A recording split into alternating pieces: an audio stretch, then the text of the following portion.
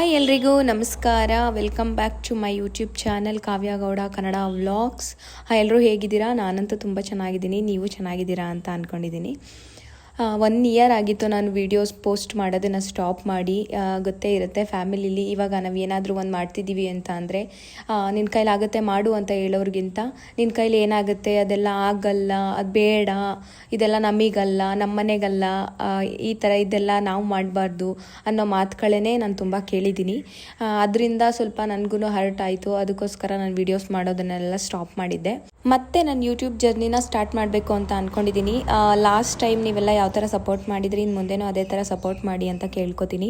ದೇವರ ಆಶೀರ್ವಾದನೂ ಇರಲಿ ನನ್ನ ಮೇಲೆ ಅಂತ ಕೇಳಿಕೊಂಡು ನಮ್ಮ ಕಾಲಭೈರೇಶ್ವರ ಸ್ವಾಮಿ ಜಾತ್ರೆ ಇತ್ತು, ಅದರಿಂದನೇ ವಿಡಿಯೋನ ಸ್ಟಾರ್ಟ್ ಮಾಡೋಣ ಅಂತ ಹೇಳಿಬಿಟ್ಟು ವಿಡಿಯೋಸ್ ಎಲ್ಲ ಮಾಡ್ಕೊಂಡಿದ್ದೀನಿ. ಜಾತ್ರೆ ಅಂತೂ ತುಂಬ ಚೆನ್ನಾಗಾಯಿತು. ವರ್ಷವೂ ಅಲ್ಲಿ ಯಾವಾಗಲೂ ಇದೇ ಥರ ಜಾತ್ರೆ ಮಾಡ್ತಾರೆ. 2 ಕಣ್ಣು ಸಾಲಲ್ಲ ಅಂತಲೇ ಹೇಳ್ಬೋದು ಆ ಜಾತ್ರೆನ ನೋಡಲಿಕ್ಕೆ. ತುಂಬಾ ಚೆನ್ನಾಗಿತ್ತು ಜಾತ್ರೆ.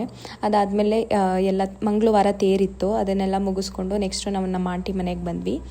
ಚಿಕ್ಕರಸಿಂಕೆರೆಯಲ್ಲೇ ಇರೋದು ನಮ್ಮ ಆಂಟಿ, ಅವ್ರ ಮನೆಗೆ ಬಂದ್ವಿ. ಅವ್ರ ಹಬ್ಬಕ್ಕೆ ಹೇಳಿದ್ರು ಅಂತ ಹೇಳ್ಬಿಟ್ಟು ಅಲ್ಲಿಗೆ ಬಂದಿದ್ವಿ. ಕಾಲಭೈರೇಶ್ವರ ಸ್ವಾಮಿ ತೇರು ಎಳೆಯುವಂಥ ಅವಕಾಶ ನನಗೂ ಸಿಕ್ತು. ಇದೇ ಒಂದು ಒಳ್ಳೆ ಚಾನ್ಸು, ದೇವರ ಆಶೀರ್ವಾದ ಇದೆ ನನ್ನ ಮೇಲೆ ಅಂತ ಅಂದ್ಕೊಂಡು ಮತ್ತೆ ವೀಡಿಯೋಸ್ ಮಾಡಲಿಕ್ಕೆ ಒಂದು ಮೋಟಿವೇಟ್ ಸಿಕ್ತು ನನಗೆ. ಅದಕ್ಕೋಸ್ಕರ ಮತ್ತೆ ಯೂಟ್ಯೂಬ್ ಜರ್ನಿನ ಸ್ಟಾರ್ಟ್ ಮಾಡೋಣ ಅಂತ ಹೇಳ್ಕೊಂಡು ವೀಡಿಯೋಸ್ ಮಾಡ್ತಿದ್ದೀನಿ.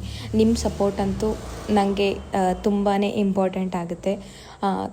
ಇದೇ ಥರ ಸಪೋರ್ಟ್ ಮಾಡ್ತಾ ಇರಿ ಅಂತ ಕೇಳ್ಕೊತೀನಿ. ತೇರೆಲ್ಲ ಮುಗಿಸ್ಕೊಂಡು ಮನೆಗೆ ಬಂದ್ವಿ. ಆಲ್ರೆಡಿ ಊಟದ ಟೈಮ್ ಆಗಿಬಿಟ್ಟಿತ್ತು, ಹೊಟ್ಟೆ ಬೇರೆ ತುಂಬ ಹಸಿತಿತ್ತು. ಅಡುಗೆ ಎಲ್ಲ ಮಾಡಿದ್ರು, ಹೆಸರು ಬೇಳೆ ಮತ್ತು ಹಪ್ಪಳ ಒಂದು ಹಾಕಬೇಕಿತ್ತು, ಅದಕ್ಕೆಲ್ಲ ರೆಡಿ ಮಾಡ್ಕೊತಿದ್ದಾರೆ. ನನಗೆ ತುಂಬ ಹೊಟ್ಟೆ ಹಸಿವಾಗ್ತಿತ್ತು ಅಂತ ಹೇಳ್ಬಿಟ್ಟು ನಮ್ಮ ಆಂಟಿ ಜೋಳ ಬೇಯಿಸಿಟ್ಟಿದ್ರು, ಅದನ್ನೇ ಎತ್ಕೊಂಡು ತಿಂತಿದ್ದೀನಿ. ನಾನು ಬೆಳಿಗ್ಗೆ ಟಿಫನ್ ಮಾಡಿದ್ದು, ಊಟ ಅಂತೂ ಮಾಡಿರಲಿಲ್ಲ.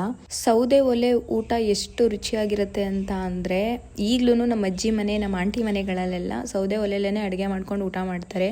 ಅದು ಆರೋಗ್ಯಕ್ಕೂ ಒಳ್ಳೆಯದು. ಇವಾಗ ಸಿಟಿಲಿರೋ ಪರಿಸ್ಥಿತಿ ಎಲ್ಲ ಯಾವ ಥರ ಆಗಿದೆ ಅಂತಂದರೆ, ಎಲ್ಲರೂ ಇನ್ನೊಂದು 6 ತಿಂಗಳು ಹೋದರೆ ಸೌದೆ ಒಲೆಗೇ ಅಡಿಕ್ಟ್ ಆಗಬೇಕು, ಆ ಥರ ಆಗಿಬಿಟ್ಟಿದೆ. ಆರೋಗ್ಯಕ್ಕೂ ಒಳ್ಳೆಯದು ಆ ಥರ ಮಾಡಿದ್ರೆ. ಬಟ್ ಇವಾಗ LPG ಸಿಗದೇ ಇರೋ ಕಾರಣದಿಂದಾಗಿ ಆ ಥರ ಪರಿಸ್ಥಿತಿ ಬರಬಹುದು, ಬರ್ದೇನೂ ಇರ್ಬೋದು, ಹೇಳೋಕ್ಕಾಗಲ್ಲ. ನಮ್ಮ ಆಂಟಿ ಮನೇಲಂತೂ ಯಾವಾಗ್ಲೂ ಅವ್ರು ಸೌದೆ ಒಲೆಯಲ್ಲೇ ಅಡುಗೆ ಮಾಡೋದು. ಲವ್ ಯು ಅಮ್ಮ ಅಂತ ಎಲ್ಲ ಏನು ಬಂದಿದೆ ತೋರ್ಸ. ಲವ್ ಯು ಅಮ್ಮ.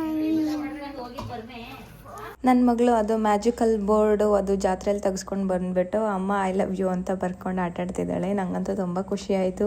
ನಮ್ಮ ಮಕ್ಕಳು ಎಷ್ಟು ಬೇಗ ದೊಡ್ಡವರಾಗ್ತಾರೆ ಅಂತ ಹೇಳಿ. ಹಾಯ್ ಮಾಡಿ, ಹಾಯ್ ಮಾಡು ಪಾಪು, ಹಾಯ್ ಮಾಡಿ, ಹಾಯ್ ಮಾಡ್ಬಿಡು. ಮೇಡಮ್ ಹಾಯ್ ಮಾಡಿ. ಮೇಡಮ್ ಇಲ್ಲಿ ನೋಡಿ ಮೇಡಮ್, ನೀವು ಬೆಳ್ಳಿ ಕಾಣ್ತಾ ಇದ್ದೀರಾ ಮೇಡಮ್. ಎಲ್ಲಿಂದ ತಪ್ಸ್ಕೊ ಬಂದ್ರಿ ಮೇಡಮ್ ನೀವು? ಊಟ ಎಲ್ಲ ಮಾಡಿಕೊಂಡು ಜಾತ್ರೆಗೆ ನೋಡೋಣ ಅಂತ ಹೇಳ್ಬಿಟ್ಟು ಇವಾಗ ಮಧ್ಯಾಹ್ನ ರಶ್ ಇದ್ರು, ಓಡಾಡೋಕ್ಕಾಗಿರಲಿಲ್ಲ, ಜಾತ್ರೆಯಲ್ಲಿ ಏನೂ ತೊಗೊಳಕ್ಕಾಗಿರಲಿಲ್ಲ, ಮಕ್ಕಳೆಲ್ಲ ಇದ್ರಲ್ಲ ಅಂತ ಹೇಳ್ಬಿಟ್ಟು ಎಲ್ಲರೂ ಊಟ ಮಾಡಿಕೊಂಡು ವಾಕ್ ಆದಂಗೆ ಆಗುತ್ತೆ ಅಂತ ಹೇಳ್ಬಿಟ್ಟು ಮತ್ತೆ ದೇವಸ್ಥಾನದ ಹತ್ರ ಬಂದು ಎಲ್ಲ ಜಾತ್ರೆ ಎಲ್ಲ ನೋಡಿಕೊಂಡು ಏನೇನು ಬೇಕು ಥಿಂಗ್ಸ್ಗಳು ತೊಗೊಂಡು ಹಂಗೆ ಸುತ್ತಾಡಿಕೊಂಡು, ಈ ಥರ ಜಾತ್ರೆಗೆ ಹೋಗಬೇಕು, ಸುತ್ತಾಡಬೇಕು ಅಂತಂದರೆ ನನಗಂತೂ ತುಂಬ ಇಷ್ಟ ಆಗುತ್ತೆ. ಆ ಲೈಟಿಂಗ್ಸು ಈ ಥರ ನೈಟ್ ಟೈಮಲ್ಲಿ, ಅಂದರೆ ಮಧ್ಯಾಹ್ನ ಅಂತೂ ತುಂಬಾ ರಶ್ ಇದ್ದರು. ಬಿಸಿಲಿಗೂ ಅದಕ್ಕೂ ನಾವು ಏನೂ ತೊಗೊಳ್ಳೂ ಇಲ್ಲ, ಎಲ್ಲೂ ಹೋಗೋಕ್ಕೂ ಆಗಲಿಲ್ಲ. ಅದಕ್ಕೆ ಸಂಜೆ ಬಂದ್ವಿ, ಪ್ರಶಾಂತವಾಗಿತ್ತು, ಜನನೂ ಕಮ್ಮಿ ಇದ್ದರು. ಏನೇನು ಬೇಕೋ ನಮಗೇನೇನು ಬೇಕೋ ಎಲ್ಲ ತೊಗೊಂಡು ತಿಂದ್ಕೊಂಡು ಸ್ವಲ್ಪ ಟೈಮ್ ಸ್ಪೆಂಡ್ ಮಾಡಿಕೊಂಡು ಎಲ್ಲ ಫ್ಯಾಮಿಲಿ ಎಲ್ಲ ಜೊತೆಗಿದ್ರು. ಈ ಥರ ಹಬ್ಬಗಳಲ್ಲಿ ಮಾತ್ರ ನಾವೆಲ್ಲ ಒಟ್ಟಿಗೆ ಸೇರ್ತೀವಿ. ಇಲ್ಲ ಅಂತಂದರೆ ಒಂದು ಕಾಲು, ಒಂದು ಮೆಸೇಜು ಸುಧಾ ಮಾಡಲ್ಲ ನಾವು. ಎಲ್ಲ ಅವರವರೆಲ್ಲ ಅವ್ರವ್ರ ಕೆಲಸದಲ್ಲಿ ಬ್ಯುಸಿ ಇರ್ತಾರೆ, ನಾವು ಕೆಲಸದಲ್ಲಿ ಬ್ಯುಸಿ ಇರ್ತೀವಿ. ಈ ಥರ ಹಬ್ಬಗಳು ಬಂತು ಅಂತಂದರೆ ಒಂಥರ ಖುಷಿ. ಎಲ್ಲ ಒಟ್ಟಿಗೆ ಇರ್ಬೋದು, ಒಟ್ಟಿಗೆ ಟೈಮ್ ಸ್ಪೆಂಡ್ ಮಾಡ್ಬೋದು, ತುಂಬ ಚೆನ್ನಾಗಿರುತ್ತೆ. ನಮ್ಮ ಸಿಸ್ಟರ್ಸು, ಅವ್ರ ಮಕ್ಕಳು, ನಮ್ಮ ಆಂಟಿ ಮಕ್ಕಳು, ನಮ್ಮ ಅಕ್ಕ ಬೆಂಗಳೂರಿಂದ ಬಂದಿದ್ದರು, ಅವ್ರ ಜೊತೆ ಎಲ್ಲ ಟೈಮ್ ಸ್ಪೆಂಡ್ ಮಾಡಿಕೊಂಡು, ಹಂಗೆ ನಮ್ಮ ಅಣ್ಣ ಸಿಕ್ಕಿದ್ರು, ನಮ್ಮ ಅಣ್ಣನ ಮಗ, ಅವ್ರ ಜೊತೆ ಎಲ್ಲ ಮಾತಾಡಿಕೊಂಡು. ಟೈಮ್ ಆಲ್ರೆಡಿ 9:30 ಆಗಿಬಿಟ್ಟಿತ್ತು. ದೇವಸ್ಥಾನನೂ ಓಪನ್ ಇತ್ತು ಅಂತ ಹೇಳ್ಬಿಟ್ಟು ಮತ್ತೆ ಇನ್ನೊಂದು ಸಲ ದರ್ಶನಕ್ಕೆ ಹೋದ್ವಿ. ದರ್ಶನ ಮಾಡಿಕೊಂಡು ಮತ್ತೆ ಸ್ನ್ಯಾಕ್ಸ್ ಏನೋ ತಿನ್ನಬೇಕು ಅಂತ ಹೇಳಿದ್ರು, ಐಸ್ ಕ್ರೀಮು ಅದೆಲ್ಲ ತಿನ್ಕೊಂಡು ಆಟ ಆಡೋಕ್ಕೆ ನನ್ನ ಮಕ್ಕಳು ಏನೇನೋ ಬೇಕು ಅಂತ, ಜಾತ್ರೆ ಅಂತ ಹೇಳಿದ್ಮೇಲೆ ಗೊತ್ತೇ ಇರುತ್ತೆ ನಿಮಗೆ, ಮಕ್ಕಳು ನೋಡಿದ್ದೆಲ್ಲ ಬೇಕು ಅಂತ ಹೇಳ್ತಾರೆ ಅಂತ ಅಂದ್ಬಿಟ್ಟು ತುಂಬ ಹಠ ಮಾಡ್ತಾಯಿದ್ರು. ಕಾರ್ ತೆಕ್ಕೊಡು, ಬೈಕ್ ತೆಕ್ಕೊಡು ಅಂತ ಹೇಳ್ಬಿಟ್ಟು ನಮ್ಮ ಆಂಟಿ ನಾನೇ ತೆಕ್ಕೊಡ್ತೀನಿ ಬನ್ನಿ ಅಂತ ಹೇಳ್ಬಿಟ್ಟು ಅವ್ರ ಫ್ರೆಂಡ್ ಅಂಗಡಿಗೆ ಕರ್ಕೊಂಡೋದ್ರು. ಏನೇನು ಬೇಕು ತೊಗೊಳ್ಳಿ ಅಂತ ಬಿಟ್ಟರು. ಅವರು ನನ್ನ ಮಕ್ಕಳು, ನನ್ನ ತಂಗಿ ಮಕ್ಕಳು ಎಲ್ಲ ಏನೇನು ಬೇಕೋ ಅವರು ತೊಗೊಂಡು ಒಂದು 700 ರೂಪಾಯಷ್ಟು ಬಿಲ್ ಮಾಡಿದ್ರು. ನಮ್ಮ ಆಂಟಿನೇ ಕೊಟ್ಟರು, ನಮ್ಮ ಆಂಟಿನೇ ಕೊಡಿಸಿದ್ರು ಎಲ್ರಿಗೂ. ಎಲ್ಲ ಅದೆಲ್ಲ ತೊಗೊಂಡು ಅವ್ರಿಗೆ ಏನೇನು ಬೇಕೋ ಎಲ್ಲ ಆಟಾಡೋಕ್ಕೆ ತೊಗೊಂಡು ಟೈಮ್ ಆಗಲೇ 10:30 ಆಗಿಬಿಟ್ಟಿತ್ತು.